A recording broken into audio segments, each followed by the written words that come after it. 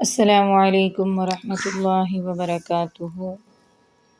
حمدا کثیرا طیبا مبارکا فی اللہم صلی وسلم علی نبینا محمد اعوذ باللہ من الشیطان الرجیم بسم اللہ الرحمن الرحیم انا بے شک ہم نے ارسل بھیجا ہے نہ ہم نے کا آپ کو انا ارسلنا کا بے شک ہم نے بھیجا ہے آپ کو بالحق حق کے ساتھ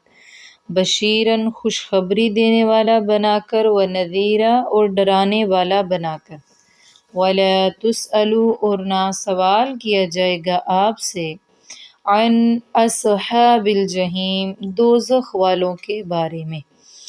عن بارے میں اصحابی والے الجحیم جو دوزخ کے ہوں گے، یعنی جو دوزخ والے ہوں گے، جو اہل دوزخ ہوں گے، ان کے متعلق آپ سے کچھ بھی باز پرس نہ ہوگی۔ اس آیت میں اللہ تبارک و تعالیٰ رسول اللہ صلی اللہ علیہ وآلہ وسلم کی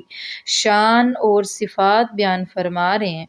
اللہ تعالیٰ فرماتے ہیں کہ اے میرے نبی انا ارسلناک بالحق بشیرا و نذیرا، ہم نے تو آپ کو حق کے ساتھ بشیر و نذیر بنا کر بھیجا ہے۔ حق کے ساتھ کا مطلب یہ ہے کہ اللہ تعالیٰ فرماتے ہیں تمام اس آیت میں تمام انسانوں کو اللہ تعالیٰ فرما رہے ہیں کہ دیکھیں یہ نبی ایسا نبی ہے جس نے کبھی جھوٹ نہیں بولا، جس نے کبھی الزام تراشی نہیں کی ہے۔ نبوت سے پہلے بھی جس نبی نے کبھی دھوکہ دہی نہیں کی ہے، غلط زبانی نہیں کی ہے، اور وہ ایسا نبی ہے جو امی ہے، اور یہ امی ہونا اس کی صفت ہے، اس نبی کا کوئی استاد بھی نہیں ہے۔ تو آپ بھلا بتلائیں کہ ایک ایسا انسان نہ جس کا کوئی استاد ہو، وہ امی ہو اور اس نے کبھی جھوٹ نہ بولا ہو، وہ اگر ایسی بات کر دے کہ میں اللہ تعالیٰ کی طرف سے رسول بنا کر، جس نے کبھی انسانوں کے معاملے میں جھوٹ نہیں بولا، وہ بھلا اللہ تعالیٰ کے معاملے میں کیسے جھوٹ بول سکتے ہیں؟ یعنی اللہ تعالیٰ فرماتے ہیں نبی ہم نے تو آپ کو حق کے ساتھ بشیر و نذیر خوشخبری دینے والا، خوشخبری جو لوگ ایمان لے آئیں گے ان کے لیے خوشخبری ہے، ان کے لیے جنت کی بشارت ہے، اللہ کے دیدار کی بشارت ہے، اور جو لوگ ایمان نہیں لائیں گے ان کے لیے ڈرانا ہے، ان کو جہنم سے ڈرایا گیا ہے، ان کو اللہ تعالیٰ کے سامنے کھڑے ہونے سے ڈرایا گیا ہے۔ تو یہ سب بشیر و نذیر آپ صلی اللہ علیہ وآلہ وسلم کی صفت ہے، اور چونکہ آپ صلی اللہ علیہ وآلہ وسلم تو چاہتے تھے کہ تمام انسان اسلام قبول کر کے مسلمان ہو جائیں، تو اللہ تبارک و تعالیٰ نے فرمایا اے نبی وَلَا تُسْأَلُوا عَنْ أَصْحَابِ الْجَحِيمِ، ہم آپ سے بالکل بھی ان دوزخ والے لوگوں کے بارے میں باز پرس نہیں کریں گے۔ آپ کا کام ہے کہ جو بھی ہم نے آپ کی طرف نبوت بھیجی ہے اس کو لوگوں تک پہنچانا، آگے ماننا یا نہ ماننا یہ لوگوں کا کام ہے۔ جو مان لے گا اس کو جنت مل جائے گی، ہم دنیا کے ساتھ ساتھ آخرت میں بھی اس کو آپ کا ساتھ عطا فرما دیں گے، جس طرح وہ دنیا میں آپ سے محبت کرتا ہوگا آخرت میں بھی ہم اس کو آپ کا ساتھ عطا فرمائیں گے، اللہ تعالیٰ اپنا دیدار کروائیں گے۔ لیکن جو نہیں مانے گا اس کے لیے پھر دوزخ تیار ہے، اور جو دوزخ میں جائیں گے ان کا آپ کے ذمہ کوئی نہیں ہے کہ وہ دوزخ میں کیوں جا رہے ہیں، نہ ہی آپ سے پوچھا جائے گا۔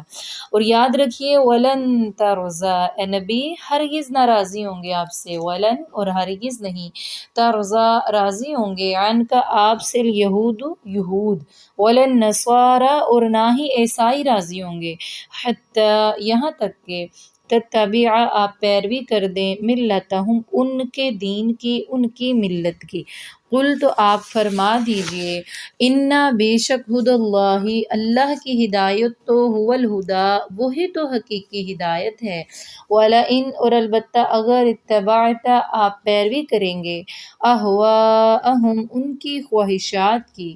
بعد الذی اس کے بعد کہ جب جاءک آ گیا آپ کے پاس، من العلم علم میں سے، مالک تو نہیں ہوگا آپ کے لیے، من اللہ اللہ کے علاوہ، علاوہ من ولی کوئی دوست ولا نصیر اور نہ ہی کوئی مددگار ہوگا۔ اب اللہ تعالیٰ فرماتے ہیں کہ نبی آپ یاد رکھیے یہ یہود اور عیسائی تو کبھی بھی آپ سے راضی نہیں ہو سکتے، جب تک آپ ان کے دین کی پیروی نہیں نہ کر لیں تب تک یہ لوگ راضی نہیں ہو سکتے۔ اب یہاں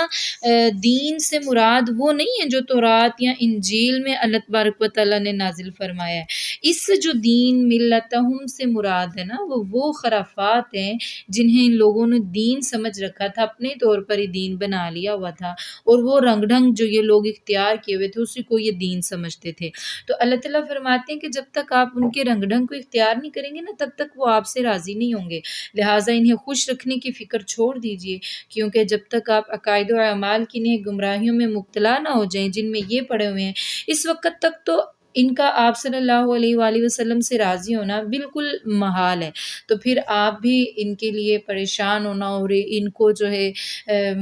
فکر کرنا ان کے ایمان کی آپ چھوڑ دیجئے، یہ کبھی بھی راضی نہیں ہوں گے۔ اور ان کے دین کی تو اب اگر تورات و انجیل کی بات کی جائے تو اب تو قرآن کا بول بالا ہے، تورات و انجیل کو ان لوگوں نے بدل ڈالا ہوا ہے، تو تورات و انجیل پر بھی اب تو دین نہیں بنا سکتے ہیں، دین صرف اور صرف قرآن پاک پر ہی بنے گا۔ اور ویسے بھی اللہ تعالیٰ کی طرف سے ہدایت ہر زمانہ میں اس زمانہ کے تقاضوں کے مطابق ہی آتی ہے، اور جس زمانہ کی ہدایت ہو وہی ہدایت جو ہے نا معتبر ہوتی ہے جو اس زمانہ کو نبی لے کر آتا ہے۔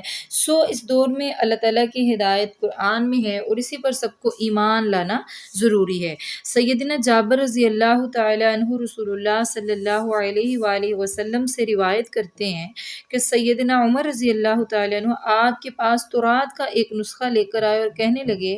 یا رسول اللہ صلی اللہ علیہ وآلہ وسلم یہ تورات کا نسخہ ہے۔ آپ صلی اللہ علیہ وآلہ وسلم خاموش رہے۔ سیدنا عمر نے اسے پڑھنا شروع کر دیا اور رسول اللہ صلی اللہ علیہ وآلہ وسلم کا چہرہ متغیر ہوتا چلا گیا۔ سیدنا ابوبکر صدیق رضی اللہ تعالیٰ عنہ نے جب یہ صورت دیکھی تو سیدنا عمر سے کہا تجھے گم کرنے والیاں گم کر دیں، کیا تم رسول اللہ صلی اللہ علیہ وآلہ وسلم کی طرف نہیں دیکھ رہے ہو؟ تو سیدنا عمر رضی اللہ تعالیٰ عنہ نے جب آپ صلی اللہ علیہ وآلہ وسلم کے چہرہ پر غصہ کے آثار دیکھے تو کہنے لگے میں اللہ سے اور اس کے رسول کے غضب سے پناہ مانگتا ہوں۔ ہم اللہ کے پروردگار ہونے پر، اسلام کے دین ہونے پر اور محمد صلی اللہ علیہ وآلہ وسلم کے نبی ہونے پر راضی ہو گئے۔ یہ سن کر رسول اللہ صلی اللہ علیہ وآلہ وسلم نے فرمایا اس ذات کی قسم جس کے قبضہ میں محمد صلی اللہ علیہ وآلہ وسلم کی جان ہے، اگر موسیٰ جن پر تورات نازل ہوئی ہے نا آج وہ بھی موجود ہوتے تو تم مجھ کو چھوڑ کر اگر ان کی پیروی کرو گے تو گمراہ ہو جائے گے، اور اگر موسیٰ علیہ السلام خود زندہ ہوتے تو میری نبوت کا زمانہ بھی پا لیتے تو وہ ضرور میری ہی پیروی کرتے۔ تو اس حدیث سے بھی معلوم ہوتا ہے کہ حقیقی ہدایت وہی ہے جس دور میں اللہ تبارک و تعالیٰ نے نازل کی ہوتی ہے۔ اب اس دور کی تا قیامت آنے والی جو ہدایت ہے وہ قرآن پاک اور رسول اللہ صلی اللہ علیہ وآلہ وسلم کے فرمان ہیں۔ جو کوئی بھی ان ہدایات کو چھوڑ کر کسی دوسرے کی پیروی کرے گا تو وہ گمراہ ہو جائے گا۔ دیکھیں نا اللہ تبارک و تعالیٰ نے رسول اللہ صلی اللہ علیہ وآلہ وسلم کو بھی تنبیہ بطریق فرض فرمائی ہے کہ وَلَئِنِ اتَّبَعْتَ أَهْوَاءَهُمْ بَعْدَ الَّذِي جَاءَكَ مِنَ الْعِلْمِ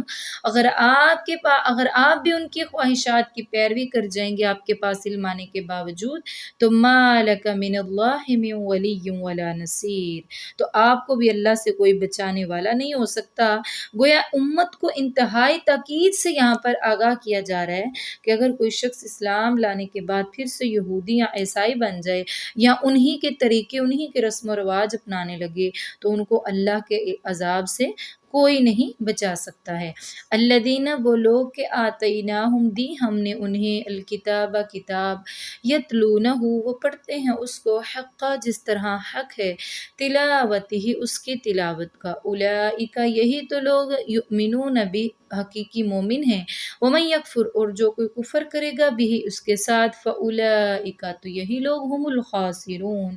وہ نقصان اٹھانے والے ہیں۔ اب اس آیت میں اللہ تعالیٰ فرما رہے ہیں کہ وہ لوگ جنہیں ہم نے کتاب نازل کی ہے وہ جس طرح اس کو پڑھنے کا کہ اس طرح پڑھتے ہیں، یعنی اس کو سمجھ کر پڑھتے ہیں، اس پر عمل کرتے ہیں، جس طرح یہودیوں میں دیکھیں تورات ہی پڑھے تھے نا عبداللہ بن سلام اور ان کے ساتھی بھی، لیکن انہوں نے تورات کو سمجھ کر پڑھا تو اللہ تعالیٰ نے ان کے نصیب میں ایمان کی دولت کو لکھ دیا۔ لیکن جنہوں نے سمجھ کر نہیں پڑھا ہے، صرف پڑھتے رہے یا پھر اس کی تحریف و تعویل میں پڑے رہے، تو پھر ان پر ایمان ان کے نصیب میں نہ لکھا گیا اور وہ ہمیشہ ہمیشہ کے لیے گمراہ ہو گئے، دنیا آخرت کی ناکامیاں ان کے حصہ میں آ گئیں۔